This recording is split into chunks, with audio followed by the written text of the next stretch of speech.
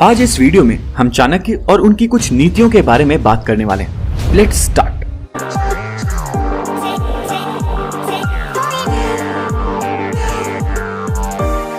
आज से करीबन 2300 साल पहले अलेक्जेंडर द ग्रेट मतलब सिकंदर एक के बाद एक कई देशों को जीतता हुआ भारत की तरफ बढ़ रहा था। उस समय ग्रीस, यूरोप के कुछ देश, मिस्र और ईरान ऑलरेडी सिकंदर के कब्जे में आ चुके थे। एंड इसके बाद सिकंदर की नजर भारत पे थी। ये तब की बात है जब चाणक्य, जिन्हें की कौटिल्य और विष्णुगुप्त के नाम से भी जाना जाता है, वो तक्षशिला विश्वविद्यालय में एक आचार्य मतलब गुरु थे। शायद आपको पता होगा कि तक्षशिला आज पाकिस्तान में पड़ने वाले पंजाब के रावलपिंडी डिस्ट्रिक्ट में है। लेकिन करीबन 2300 साल पहले तक्षशिला ही पूरे विश्व के लिए अध्ययन और अध्यापन का एक केंद्र हुआ करता था। एंड चाणक्य इसी विश्वविद्यालय के सबसे प्रभावशाली गुरु माने जाते थे। अब सिकंदर भारत पर कब्जा करने के लिए आगे बढ़ चुका था और अपने मंसूबे में सफल होने के लिए मतलब भारत पर कब्जा करने के लिए सिकंदर के रास्ते में पड़ने वाला तब भारत का सबसे पहला राज्य था गांधार, जिसमें आज अफगानिस्तान और पाकिस्तान के कुछ इलाके आते हैं। अब सबसे ज्यादा दुख की बात ये थी कि राजा अम्बी, जो उस समय गांधार के राजा थे, वो सिकंदर से इतना डर गए कि उन्होंने बिना युद्ध किए बस यूं ही सिकंदर के सामने घुटने टेक दिए और अपना साम्राज्य सिकंदर को सौंप दिया। लेकिन जैसे इस बात की खबर चाणक्य को पता चली तो वो बहुत निराश हुए। उन्हें समझ आ गया कि भारत को आज सिकंदर और कल किसी दूसरे अंग्रेजी शासक से बचाने के लिए एक अखंड साम्राज्य स्थापित करना जरूरी है। उन्होंने एक ऐसे भारत की कल्पना करी जो छोटे छोटे राज्यों में बटा ना रहे, बल्कि विश्व का एक सबसे विशाल अखंड साम्राज्य हो। अब एक तरफ सिकंदर अपने मंसूबों में आगे बढ़ते जा रहा था, तो वहीं चाणक्य ने भी भारत को एक अखंड विशाल साम्राज्य बनाने की अपनी कल्पना पर काम करना शुरू कर दिया था। लेकिन इसी दौरान चाणक्य के साथ कुछ ऐसा हुआ जिसकी वजह से उनकी इस कल्पना को एक नया रूप मिल गया और भारत को एक अखंड साम्राज्य बनाने की उनकी वो कल्पना और भी ज्यादा दृढ़ हो गई। दरअसल उस दौरान भारत में कुछ मुख्य साम्राज्य हुआ करते थे, जिनमें से कुछ प्रमुख साम्राज्य थे काशी, अंग, मगध, कुरु, शूरसेना और भी कुछ दूसरे छोटे साम्राज्य। लेकिन इन सभी साम्राज्यों में से सबसे बड़ी सेना थी मगध के पास, और चाणक्य के नजरिए से भी उस समय सिकंदर को हराने की क्षमता अगर किसी साम्राज्य में थी तो वो साम्राज्य था मगध।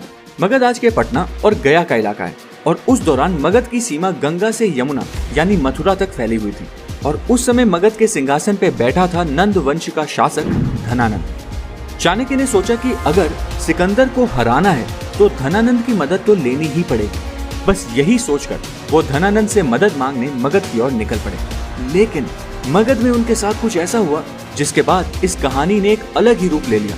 चाणक्य ने देखा कि मगध में हर तरफ भ्रष्टाचार फैला हुआ था। मगध का राजा धनानंद अपने सुख और इच्छाओं को पूरा करने के लिए अपने ही राज्य के लोगों पर खूब अत्याचार करता था और उनसे मनमाना कर्ज वसूला करता था। पर बात यहीं खत्म नहीं हुई। मगध पहुंचकर जब चाणक्य धनानंद से उसके दरबार में मिले तो धनानंद ने भरी सभा के सामने चाणक्य का खूब अपमान किया और अपने सैनिकों को कहा कि चाणक्य को उठाकर मेरी सभा से बाहर फेंक दो।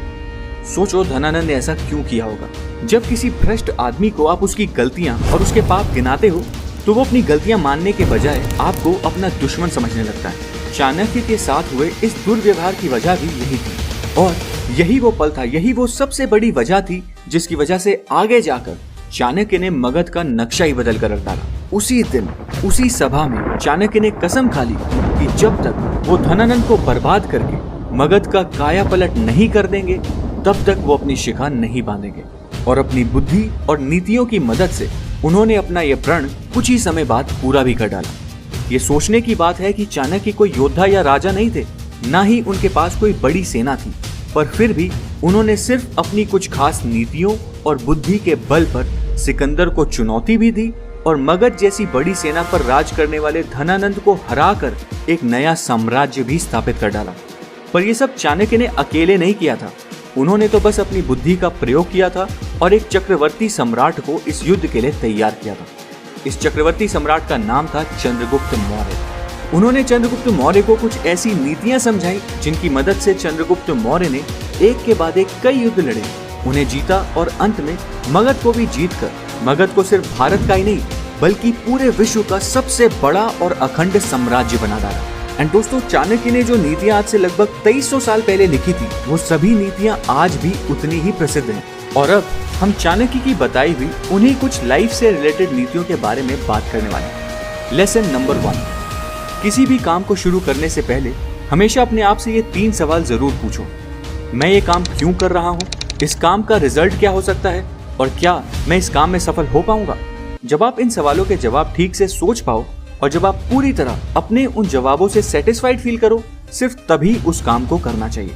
सोचो ये लेसन जरूरी क्यों है और ये लेसन सबसे ज्यादा जरूरी किसके लिए है। देखो, एक इंसान सबसे ज्यादा कंफ्यूज होता है अपना करियर चूज करते समय, और ज्यादातर लोग अपना करियर डिसाइड करने के लिए दूसरों से सलाह मांगने जाते हैं और फिर किसी से इन्फ्लुएंस्ड होकर कोई गलत करियर चूज कर लेते हैं। और इसी कंफ्यूजन को दूर करने का एक बहुत ही बेहतरीन तरीका होता है चाणक्य का ये 3 question technique. And not just career, अगर आप कोई गोल सेट करने के बारे में भी सोच रहे हो तो उसके लिए भी ये टेक्निक बहुत यूजफुल है। इन 3 सवालों के बाद इंसान को अपने अगले एक्शंस के लिए बहुत क्लैरिटी मिल जाती है। लेसन नंबर 2, हमेशा दूसरों की गलतियों से सीखो, क्योंकि खुद गलतियां करके सीखने के लिए मनुष्य का जीवन बहुत ही छोटा है। अब सोचो इस लेसन को प्रैक्टिकली अपनी लाइफ में अप्लाई करने का बेस्ट तरीका क्या है। द आंसर इज कि आप जिस भी फील्ड में आगे बढ़ना चाहते हो उस फील्ड के सक्सेसफुल लोगों की बायोग्राफीज पढ़ो, उन लोगों के इंटरव्यूज देखो और पता लगाओ कि ऐसी कौन सी गलतियां हैं जो उन्होंने अपनी लाइफ में करी और अब आपको वो गलतियां नहीं दोहरानी चाहिए। लेसन नंबर 3, सबसे बड़ा गुरु मंत्र है कि कभी भी अपने सीक्रेट्स किसी के भी साथ शेयर मत करो। नाउ पहले ये समझो कि यहाँ किस सीक्रेट के बारे में बात की जा रही है। कोई भी ऐसी बात जो सिर्फ आपको पता है एंड उस बात पर आपकी फ्यूचर रेपुटेशन, परफॉर्मेंस या लाइफ डिपेंड करती है, तो भूल कर भी ऐसा कोई सीक्रेट किसी के भी साथ शेयर नहीं करना चाहिए। फॉर एग्जाम्पल, अपने ट्रेड सीक्रेट्स या अपने प्रोडक्ट से रिलेटेड सीक्रेट रेसिपीज और फॉर्मूलाज। एंड चाणक्य के अकॉर्डिंग अपने सीक्रेट्स रिवील करने का मतलब है सिंपली अपनी पावर और अपना कंट्रोल किसी और के हाथ में सौंप देना। नाउ लेसन नंबर 4, अगर कुबेर भी अपनी आय से ज्यादा खर्च करे तो वो भी कुछ समय के अंदर ही कंगाल हो जाएगा। ये लेसन आपको सिंपली एक छोटी सी बात सिखाने के लिए कि किसी भी हाल में आपको कर्ज लेने से बचना चाहिए। जितनी भी आपकी इनकम है, आपको अपना गुजारा और अपने सभी एक्सपेंसेस उस इनकम के दायरे में ही करने चाहिए। लेसन नंबर 5, जब तक अपने दुश्मन की कमजोरी ना पता लग जाए तब तक उस दुश्मन से दोस्ती बनाई रखनी चाहिए। इट्स सिंपल, अगर किसी से लड़ रहे हो तो मकसद उस लड़ाई को जीतने का होता है, हारने का थोड़ी। और जीतने के लिए 2 चीजें पहले ही पता होना बहुत जरूरी है। फर्स्ट, अपनी एबिलिटीज एंड सेकंड, अपने कॉम्पिटिटर की वीकनेसेस।